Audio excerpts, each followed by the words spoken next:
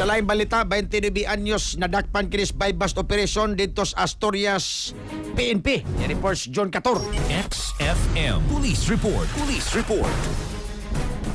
Yes, 29 anyos nasikop ni sa by-bust operation sa kapulisan sa lungsod sa Asturias sa gipahigayong by-bust operation kaganihag alas 9 sa buntag didto sa Barangay Santa Lucia, lungsod sa Asturias. Ang tinakpan ilalang sa alias nga Gino, 29 anyos ulitaw, lumulupyo ni sa nisgutan nga barangay na sakbit gikan sa iyang posisyon, gining mukabat sa 0.25 gramos sa gituang shabu nga dunay standard drug price value nga 1,700 pesos o bayusab sa standard drug price niini. Matod pa sa kapulisan, ilang nasayran nga ang kining suspect usa ni ka small time drug peddler nga nag-operate sa mao nga barangay diin.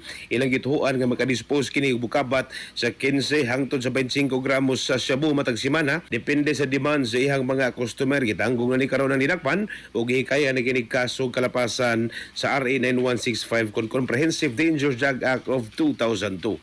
Mga katropa, yung kalimot pagtumarog sa Anton Vitamin C, ang alkaline ng Vitamin C. Alang sa nagayusang Pilipino para sa Pilipinas sa inyong katropa, June 14, XFM. XFM Report.